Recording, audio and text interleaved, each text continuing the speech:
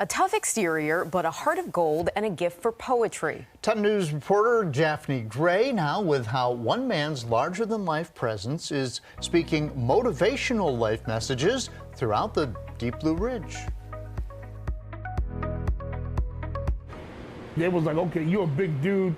We can see you can pick up a car. So, let's, you want to work for us? I'm like, yeah, sure, A bouncer downtown.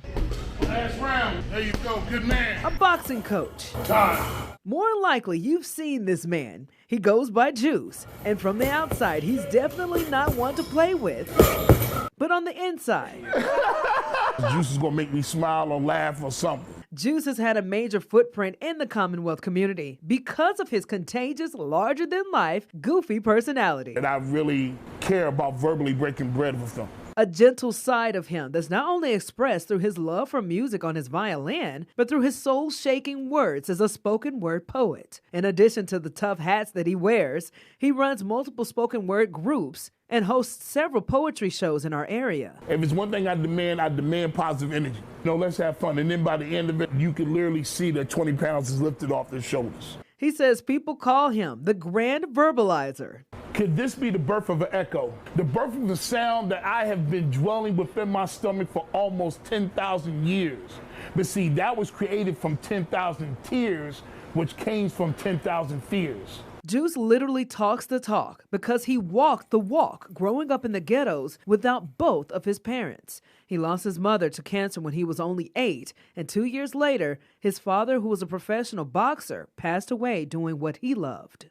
My father ran 14 miles in a 91-degree weather, and he had a sunstroke. I always said I would never box, but my dad instilled the warrior in me. 3, 2, 1, good man! And now I teach it just so when life knocks them down, they still have that discipline so they can get it all out. Being raised by a strong group of women, Juice was taught wisdom and compassion beyond his years. They instilled in me to keep going. You may be a little chubby kid, but still you got a lot to say.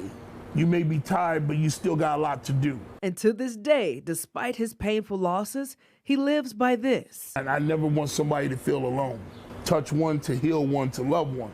Poetry helped heal his scars after being introduced to a book his sister got him. I know why the cage bird sings. And I think that was the first time I ever cried as far as reading someone's poetry. Then I started studying about Dr. Maya Angelou. Then I learned about Paul Laurence Dunbar, Dr. Nikki Giovanni, Edgar Allan Poe. Being a wordsmith is written in all aspects of his life. As a strong man turning strangers into family. As a bouncer, knowing how to engage with different people. Okay, he looks like a big monster, but all he wants to do is have everybody feeling safe and comfortable. And it has helped spread encouragement through both his boxing students and lifelong friendships, he says, have made him into the man he is today. Life is the undisputed champion, and life can knock you down, but life is fair. I'm gonna be in your corner, guarantee that. Hold it, give me 5 more. If you get back up with a stronger heart, a humble heart, and appreciate life, I've seen it.